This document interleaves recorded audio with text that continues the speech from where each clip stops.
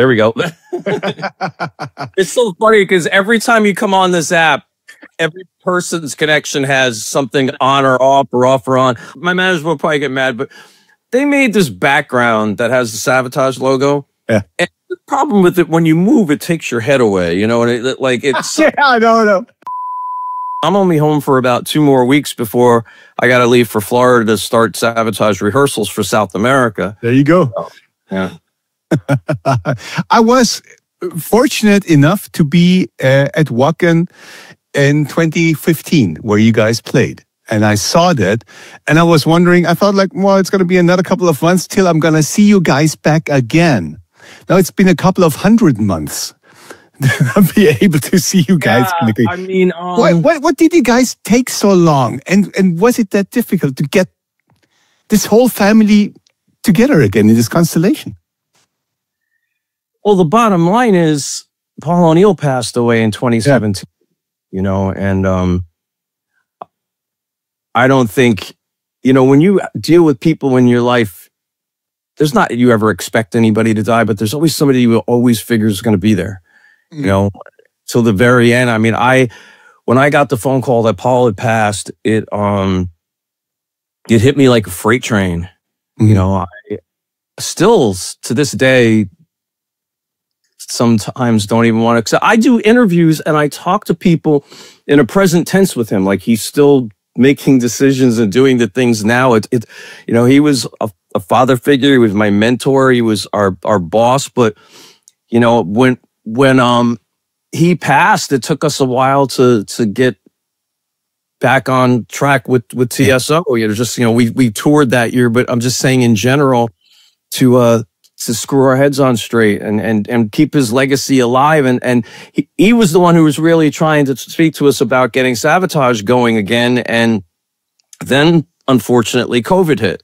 You know, so COVID took away 2020 into 2021, and then John Oliva had done some speaking with Rock Hard in Greece and mentioned that we were going to be working on a record, and then John had some problems that kind of sidelined things. And I think during his interview, he'd spoken to with the magazine in Greece, the internet channeled that information, and then I started getting phone calls from festivals and agencies and our management and other guys in the band, and you blink your eyes and 10 years went by, you know, like that, like you mentioned those months. But when the management called me last year and said, hey, you know, we want to speak about Savatage with a conference call, I had no idea what they wanted to say or what it was going to be. And when, you know, Adam and Kenny said to me, you guys want to do some shows?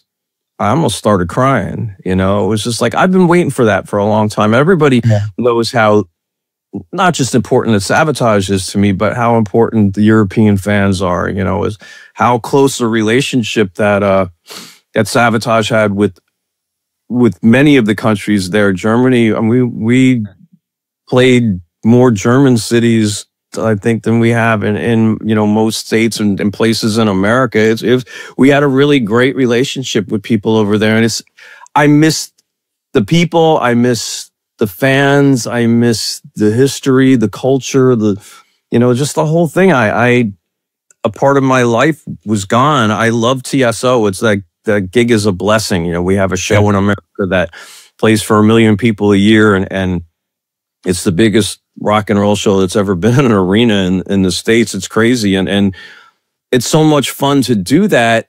But when you had that space in between months of the year, especially after Paul passed, we started playing TSO away from the winter. But when Paul passed, it kind of sidelined that too. So there's just a lot of times where you would see the festivals, or say I would fill in as a guest for Doro. I did her 40th anniversary 2 years ago when I was at Wacken. And you know, there's a difference between being a guest there and, you know, I had my own little cube with my name on it, than looking at the schedule and seeing Savatage and knowing that later on in that day, you know, when that band starts, I'm not waiting to go out and play a couple songs. I'm going out, you know. It's just such a huge part of me, you know, and life gets a lot of twists and turns, you know, like I mentioned with what was going on with me at home right now. And I think you need balance in your life to get through the good and the bad.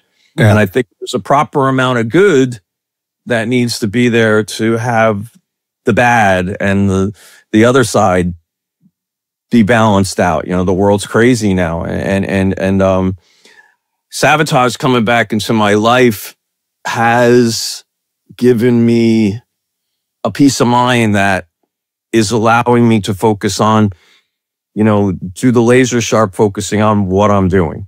Yeah. I'm not focusing on everything else. I'm not concentrating energy on the negative. If there's something negative, I focus on that. I get it out of the way.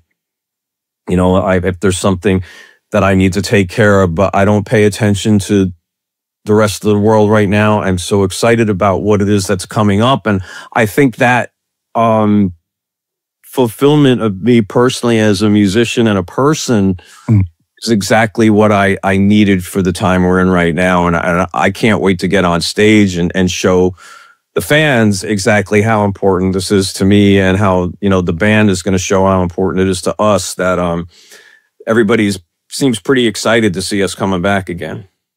It is. They are. We are. I've talked to a lot of people who go like, I'm going to every show. I know that. I know people. Actually, I had mentioned about the situation at home, and the doctor at the hospital was actually from Lebanon, and he was a Savatage fan. So it's and he said he wanted to fly to Saloniki to see us. All around wrong reasons.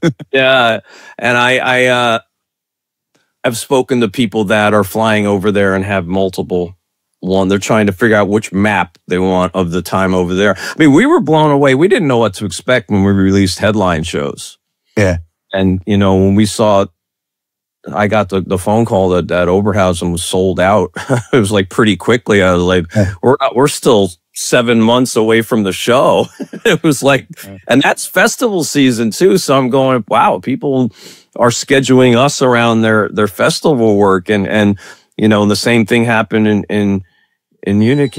I don't want that. I don't want you. And in Munich, I should have that off.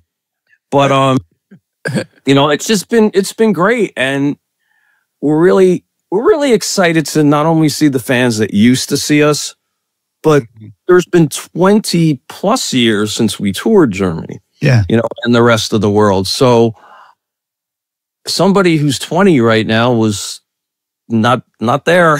So I'm excited to see the younger metal fans that message me and comment on our posts and say that they're excited to see. I know how many people around the world tell me like that. I was doing an interview with a gentleman in France about Hellfest, and he has said, you guys are bigger now than ever. And it's so crazy to me because we haven't been there in 20 years. But when I looked at what Pantera had done, like there was so many kids in that audience that obviously were not alive when Vinny and Dime were alive. And you see them up there singing every word to every song. And to them, they're seeing Pantera for the first time. They're able to shut their eyes and look at the videos and pictures and imagine what it would have been like seeing them. And that's pretty much the way we're going to do it here. I mean, between me, Johnny, Zach, Alan, Jeff, we have 170 years of Savatage in us. And John, when John's health is enough for him to be able to do the flying and stuff like that, he'll be there too. We're all still here. And, before we blink our eyes and another 10 years goes by, we figured it was the perfect time when management said, you guys want to go? We're like, let's go. And you got to tell me one thing. Is there a new record coming? It's just happening. It's funny. John did that. Like I said, John did that interview. We've had enough music to do a new record for a while. And John continues writing. We continue writing. There's more and more. We're going to get a record done. That is going to happen. If the funny thing is, I believe there's probably enough for at least 2 records now. John did his interview and said it was going to be the last record, and he said the curtain call. And I made Zach laugh yesterday in an interview. I said, I think it's going to be the first last record. It'll be how everybody has their first farewell tour. It's like, this will be our first last record. But the difference between a record and a farewell tour is like you at least get all new music on the new record. So if it's a second last record, it won't be the same as the last one. So people will at least feel like they're getting they weren't getting their money taken by that. But yeah, I think that when he said the curtain call, I'm like, is the curtain going up or down? Because for me right now, by the way we are when we're together, it feels like the curtain's going up. And by when I've talked to everybody, we want to go and play, and I think it's up to us. We got to get out there and kick some butt, and show the fans that, we haven't lost a beat since we played last. I mean, the good thing for us is with everybody in this band, we've been on the road for 25 tours straight, more than 25 years, but with TSO, and, we are still in really good playing shape. Our musicianship is improving with our age. And I think that we're going to have the opportunity to give everybody a really good live Savatage, when we go. I mean, and that's the most important thing is to, like I said, to be able to have those fans that had seen us before, shut their eyes and listen and look and watch and just get a feeling of what it's like to see a Savatage concert. That music's very special. Paul O'Neill wrote some lyrics that connect fans in a way that I've never seen with any other band, I mean, there's songs that like Doro has, like Forever, that pulls the fans together all around the world like that. Paul had that in so many different songs, Believe Not What You See, All That I Bleed, Alone You Breathe. It's like you go through those songs. He was constantly pulling together people like that, constantly putting in the human element, where any one of those songs could have been written about you and your friends or your neighbor or your parents or your grandparents. And that's, I think, the really special thing about Paul. He had told me that, anybody could write a song about a car or a girl, but it takes something really special to write a song about that will change people's lives. Yeah. And that's what I noticed when we first came back to Europe in '96 and we started playing and we were doing festivals and shows. The fans would show up from South America, from Egypt, from all these different places, telling me how Savatage changed their life, how Believe saved their life, and things like that. And then it started to really sink in, and especially when we had Dead Winter Dead at, following the war that it was written about. And, especially nowadays when the world seems to still be butting heads a lot in the wrong places. I think those songs and that message that Paul had and all like I said, all those kinds of songs really makes Savatage special. I think in a way that, when you saw Freddie Mercury by himself in front of a stadium crowd, he was able to connect to every single one of those fans together because of this, what was in his heart and soul that came across through him, through his message and through the music. And I think that's the same thing that's always happened with Savatage and the music that the Olivas and Paul had written and we all written for the fans. And, it's like I said, something really special about Paul that translates to almost everybody, if not everybody.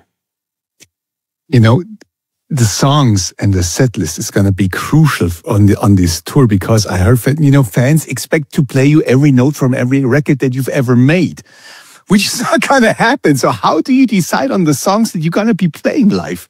It's like you have a choice. You could do 30 seconds from every song. Here we go. Done.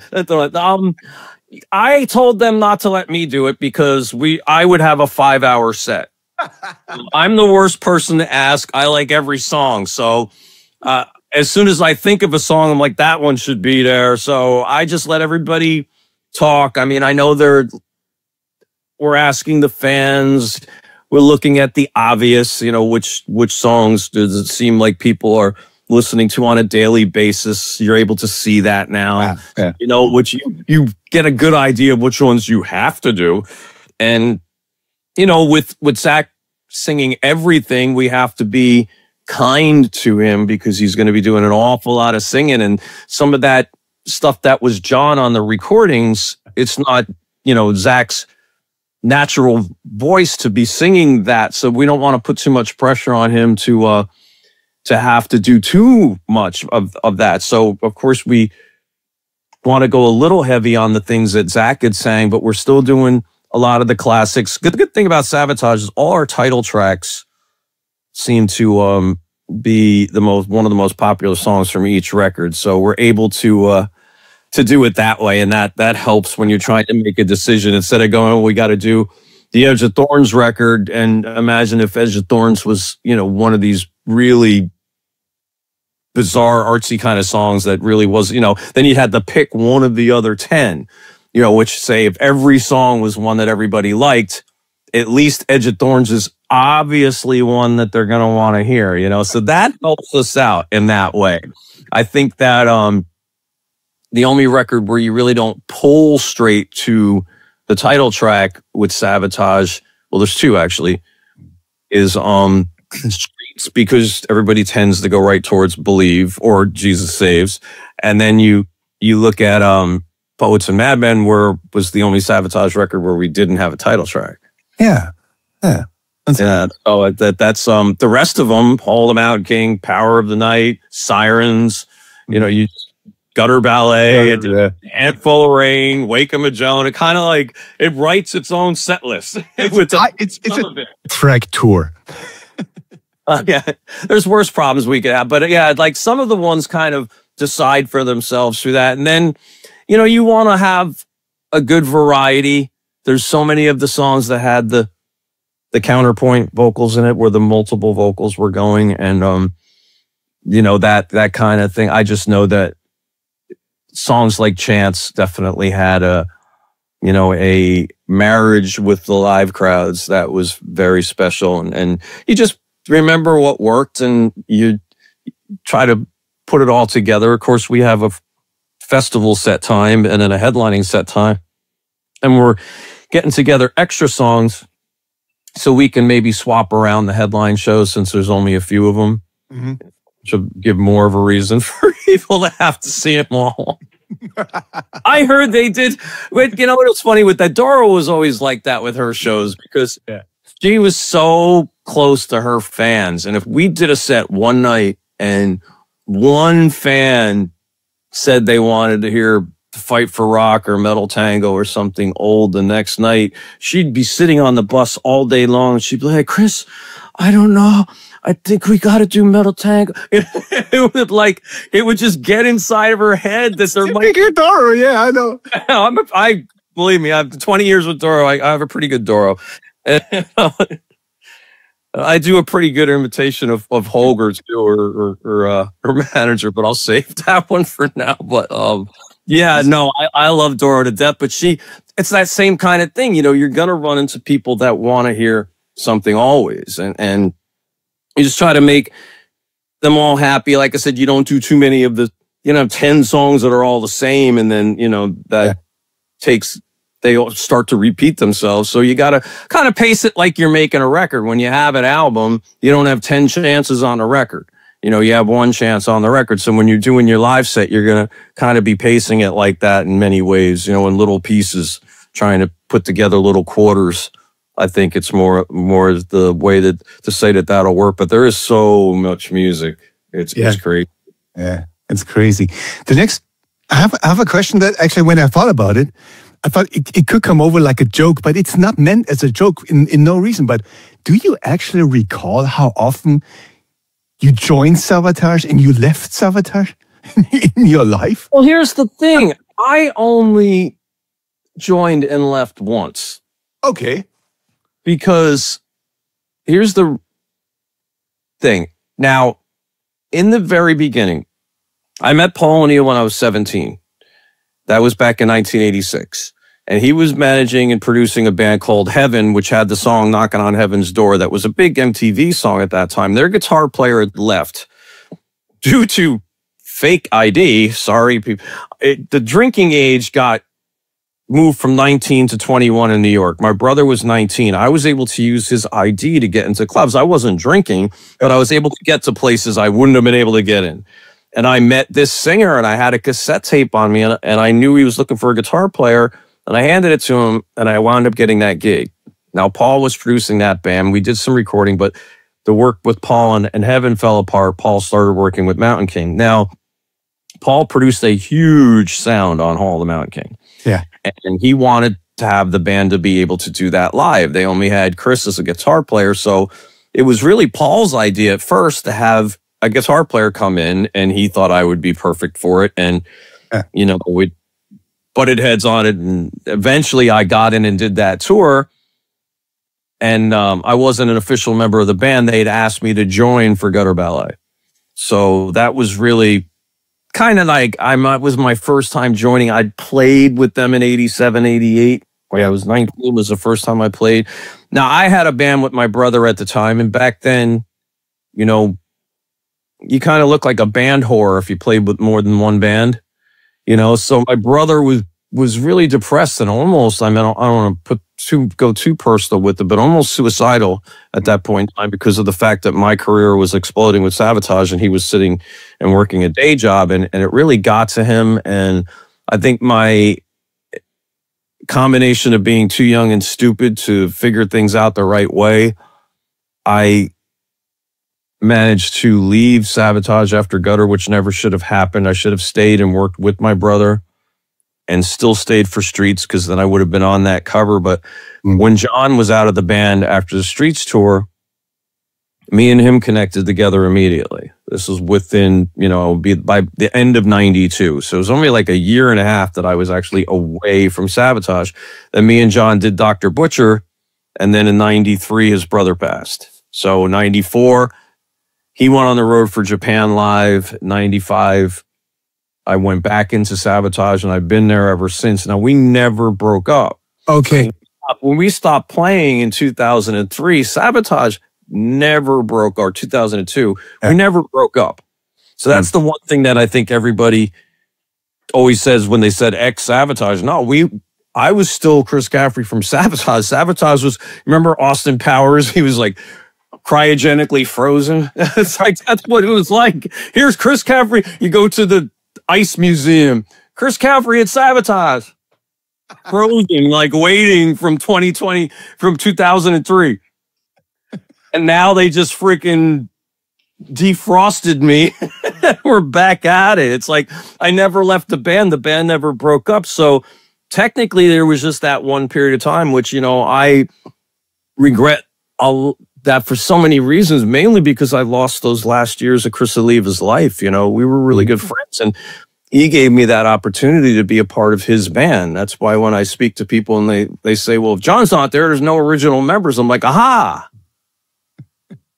There was never a fifth member of Savatage till me. So if you want to chronologically add Savatage 1989, where it's when I joined for Gutter, because Gutter, that's when I joined, was 89. Since 89, I've been the original Chris Caffery. And I make a damn good Chris Caffery. I mean, I think I make the best one. Yeah, Mike.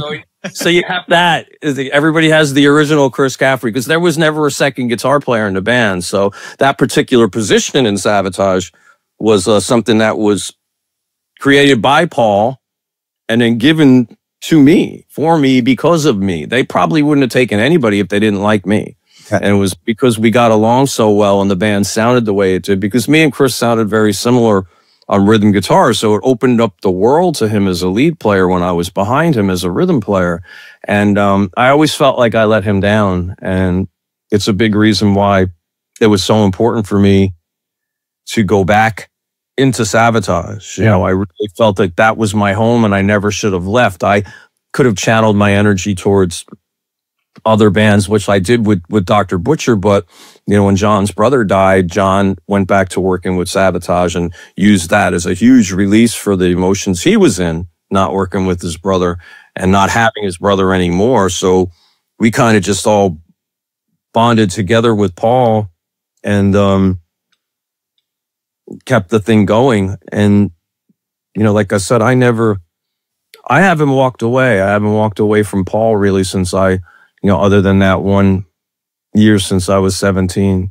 Everything that I've done in my life, I can attribute to meeting Paul. And I always say there's one point in time in your life where your life is never the same again from that one moment in your life. And I have to admit that would be when I met Paul O'Neill. My life there was like BP and AP before Paul and after Paul. I mean, it's like things changed, and it's been that way ever since. And I'm happy where I am, and I've had offers to go other places. I'm too lazy and tired to try to be anybody other than me. No, hang on. You might be a lot of things, but you cannot be lazy and tired, because I think, apart from playing with Savatage now, I mean, you still have TSO going probably, towards the end of the year. So that must be like just exhausting, no matter how much fun this is going to be. Yeah, no, I mean, I channel my energy. I take care of myself now. I'm not out hanging out with my friends in the bars. I go to the gym every day. I work hard. When I'm lazy and tired, I think it's like, it takes a lot of energy to construct something and to get it out there. And it also takes a lot of energy to combine yourself with people you don't know and to become a part completely of something else. When I did things like touring with Doro, that was a blessing, because I was able to go and get on stage with her and her band and just, celebrate what she did. And that was fun. Yeah. There was no energy. That never made me tired. I would do that any second that she wants me to, whenever I'm available, just because I love Doro and what she has done. She's a legend, and I'm always happy that. But if you were to go and play with another band, and it's just, I don't want to stand in a photo really to be in another band. I did a couple little things on the side here and there, but it never felt right. This is being back with Savatage active. It's just, like I said, that's that piece, that internal and musical and just everything. Just you're at peace, and I think it makes it easier to find the energy sometimes when you're tired. It's like to get up and do the things that you might have been a little lazy on. I've been practicing my guitar now more than I have, I would say, in 30 years. And this rebirth of the Savatage Live situation is the motivator for that, because A, I don't want to suck.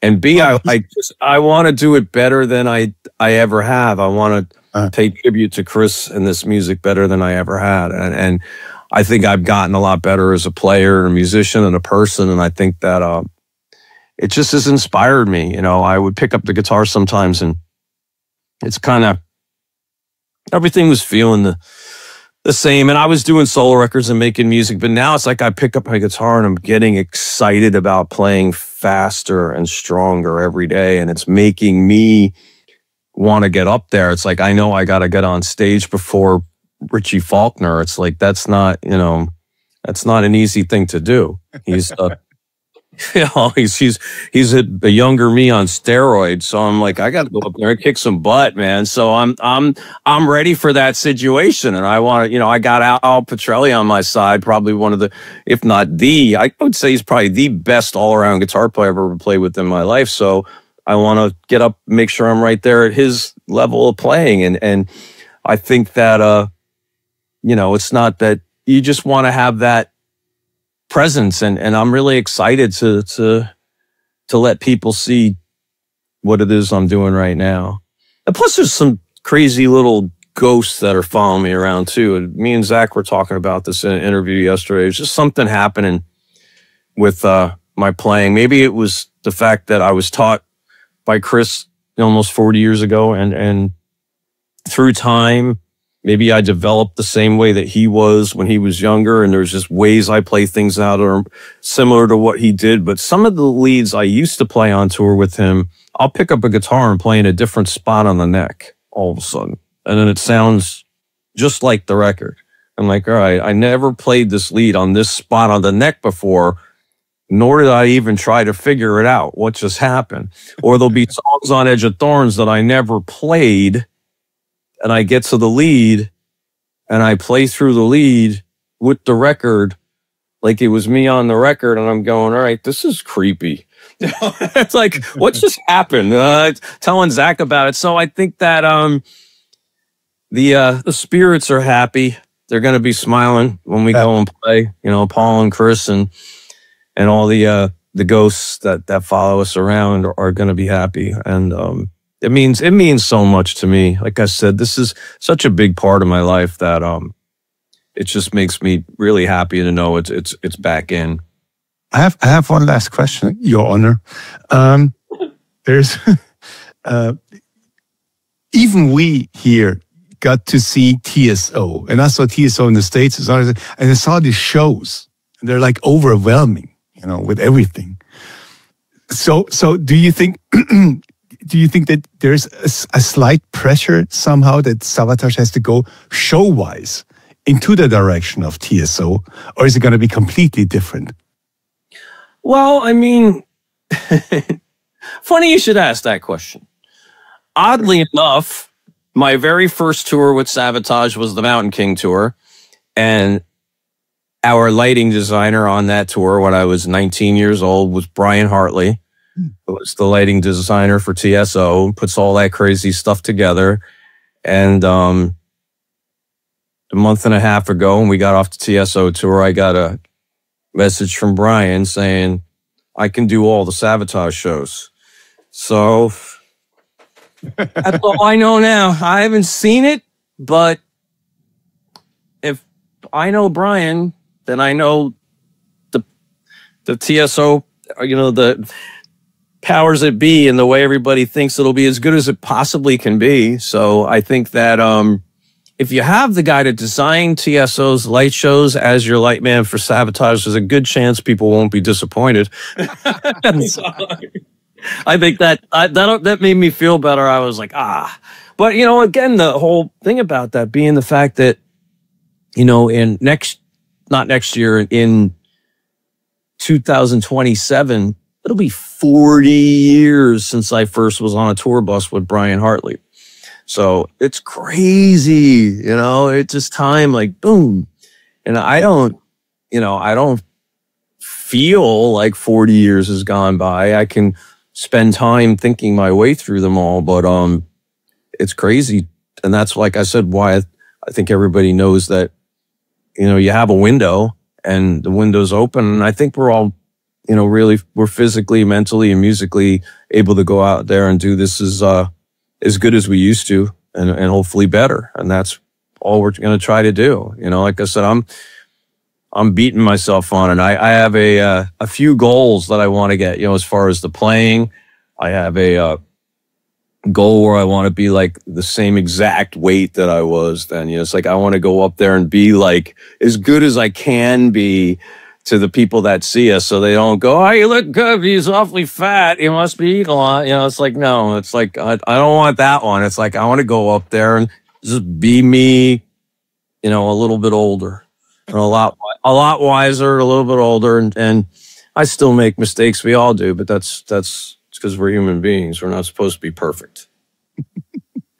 No more further questions, Your Honor. Thank you very much. Thank you. And I'm really, really, really looking forward to this whole thing. Yeah, me too. It's going to be a lot of fun. I know we're heading over there to do some rehearsing before the tour, and I believe it's going to be in Germany. So I think, from what they're telling me. So I'm looking forward to that. I always like the food change is fun. You know, there's really good stuff there. And I always learn. I cook a lot, so I learn a lot from the caterers when I'm there. I'll walk in and I'll watch them, and they think like, you know, going to complain about the food. I'm like, no, I want you to teach me what you just did.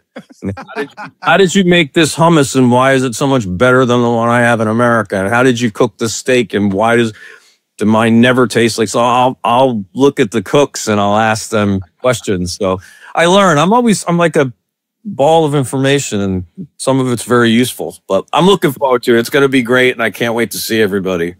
Nice one. I got to tell you one last thing. I met Paul O'Neill a couple of times, And I interviewed him, and he was the kindest person in the world that I could ever imagine.